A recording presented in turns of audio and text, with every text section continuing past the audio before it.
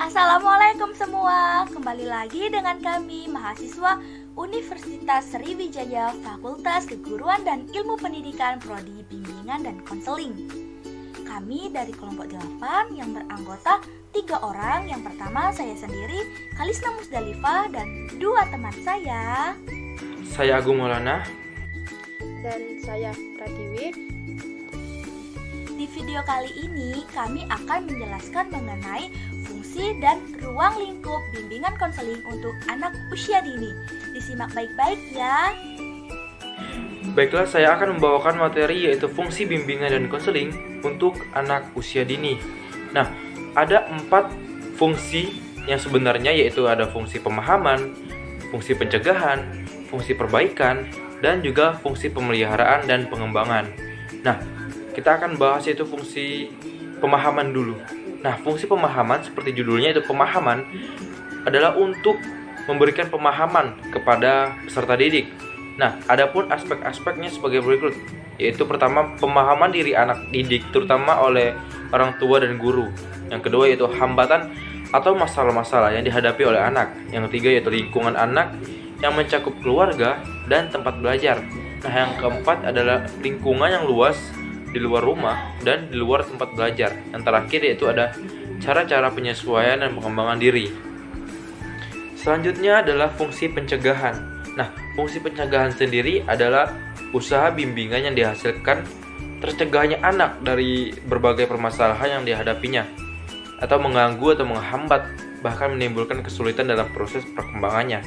Nah, bimbingan anak usia dini ini berfungsi memberikan pencegahan terhadap berbagai kemungkinan yang dapat menimbulkan masalah yang berkaitan dengan kondisi sosial, emosional, atau kemampuan beradaptasi dengan lingkungan secara lebih luas. Nah, dalam pelaksanaannya sendiri, fungsi pencegahan atau guru pendamping dapat melakukannya melalui berbagai teknik, dan diantaranya itu dengan home visit atau kunjungan anak. Nah, yang ketiga yaitu ada fungsi perbaikan. Nah, fungsi perbaikan ini merupakan usaha bimbingan yang menghasilkan terpecahkannya berbagai permasalahan yang dihadapi oleh anak didik. Nah, fungsi perbaikan ini diarahkan pada terselesaikannya berbagai hambatan atau kesulitan yang dihadapi oleh anak didik. Nah, kesulitan anak seberapapun kecilnya akan senantiasa mempengaruhi aktivitas dan perkembangan si anak. Nah, bila mana anak mengalami kesulitan, terlihat dari perubahan sikap yang ditunjukkan anak dalam kegiatan sehari-hari.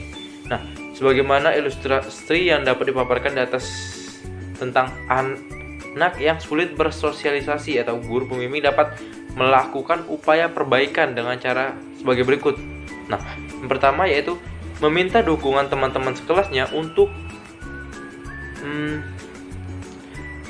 menemaninya bermain atau belajar. Yang kedua yaitu memberikan persetujuan dari teman-temannya sebagai wujud kesetiakawanan. Yang ketiga bisa yaitu mengajak anak melakukan kegiatan bersama dengan teman-temannya seperti berkebun, bermain, atau bermain di area outdoor atau indoor.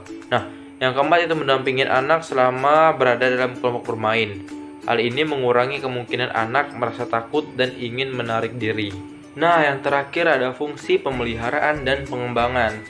Nah, fungsi ini merupakan usaha bimbingan yang menghasilkan terpeliharanya dan berkembangnya berbagai potensi dan kondisi positif dari si anak didik dalam perkembangannya secara mantap dan berkelanjutan. Nah, bimbingan tidak hanya diartikan pada upaya membantu mengurangi berbagai kesulitan saja, tetapi upaya bimbingan juga berfungsi senantiasa memelihara berbagai potensi dan kondisi yang baik yang sudah dimiliki oleh si anak itu sendiri.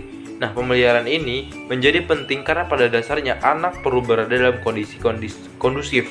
Nah, dalam upaya pengembangan dirinya, misalnya anak senang dengan hal-hal atau kegiatan-kegiatan alam. Nah, atau memiliki potensi secara kecerdasan naturalis dapat dibantu dikembangkan dengan cara-cara yang disediakan. Baiklah, bimbingan konseling adalah pengarahan dengan metode psikologis. Dalam bimbingan konseling, orang yang melaksanakan itu pembimbing tersebut, biasa dikenal dengan sebutan guru BK. Nah, hal ini berbeda dengan pandangan bimbingan konseling bagi anak usia dini. Dalam konteks pendidikan anak usia dini, pengertian BK lebih menekankan pada menghindari kegagalan tumbuh kembang anak yang mencakup aspek-aspek nilai kejiwaan, fisik motorik, sosial emosional, bahasa, dan kognitif. Namun, dalam konteks pendidikan anak usia dini, seluruh aspek pembelajarannya diarahkan untuk mencegah gagalnya tumbuh kembang anak. Secara umum, BK di PAUD sudah mesti dilakukan oleh seluruh pengajarnya. Di setiap kelas dipegang oleh satu wali kelas yang setiap harinya mengawasi serta mencatat perkembangan anak, baik dalam bentuk anekdot, rating scale, atau hasil karya anak. Jadi, bimbingan konseling anak usia dini ialah proses pemberian bantuan psikologis yang diberikan kepada anak usia dini dalam rangka membantu anak usia dini tersebut agar dapat mengembangkan potensi dirinya sehingga dapat mencapai perkembangan yang optimal serta dapat memecahkan masalah yang dialami. Selanjutnya saya akan menjelaskan tentang asas-asas bimbingan dan konseling. Yang pertama yaitu adalah asas kerahasiaan. Asas kerahasiaan yaitu asas bimbingan dan konseling yang menuntut agar dirahasiakannya segenap data dan keterangan tentang si konseling.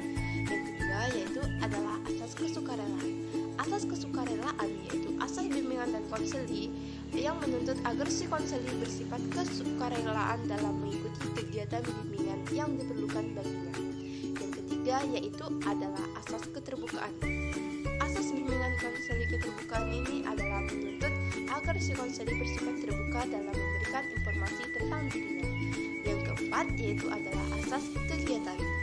Asas kegiatan yaitu asas bimbingan dan konseling yang menuntut agar si konseling dapat mengikuti kegiatan secara aktif dalam bimbingan. Yang kelima yaitu adalah asas kemandirian.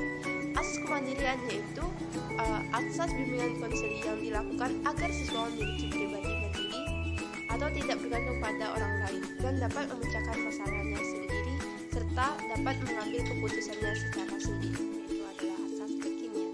Asas kekinian yaitu asas bimbingan dan konseling yang menghendaki agar objek sasaran layanan bimbingan dan konseling ialah permasalahan peserta didik atau kondisi sekarang. 7. Asas kedinamisaan. Asas yang menghendaki agar isi layanan terhadap sasaran layanan siswa hendaknya selalu bergerak maju, tidak monoton, dan terus berkembang, serta berkelanjutan sesuai dengan keutuhan dan tahap perkembangannya dari waktu ke waktu. 8. Asas keterpaduan. Asas yang menghendaki agar berbagai layanan kegiatan bimbingan dan konseling, baik yang dilakukan oleh guru pembimbing maupun pihak lainnya saling menunjang harmonis dan terpadu. 9. Asas kenormatifan. Asas yang menghendaki agar seluruh layanan dan kegiatan bimbingan dan konseling didasarkan pada norma-norma, baik norma agama, hukum, peraturan, hak istiadat, ilmu pengetahuan, dan kebiasaan-kebiasaan yang berlaku. 10. Asas keahlian. Asas yang menghendaki agar layanan dan kegiatan bimbingan dan konseling diselenggarakan atas dasar kaidah-kaidah profesional. Dalam hal ini, para pelaksana layanan dan kegiatan bimbingan dan konseling lainnya hendaknya merupakan tenaga yang benar-benar ahli dalam bimbingan dan konseling. 11. Asas ahli tangan kasus.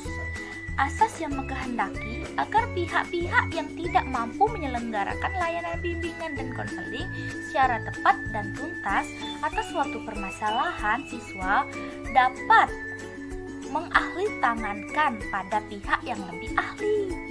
12. Asas Puri Handayani. Asas yang menghendaki agar pelayanan bimbingan dan konseling secara keseluruhan dapat menciptakan suasana yang mengayomi atau memberikan rasa nyaman. Nah teman-teman, itulah video pada materi kali ini. Semoga apa yang disampaikan oleh rekan-rekan saya tadi dapat bermanfaat untuk kita semua. Dan apabila teman-teman merasa bahwa video ini bermanfaat, silakan teman-teman untuk men-share sebanyak-banyaknya kepada semua orang agar video ini dapat bermanfaat pula bagi semua orang.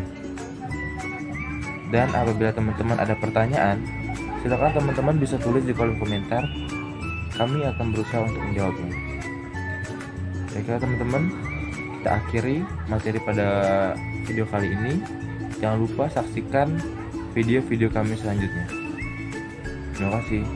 Jangan lupa belajar hari ini.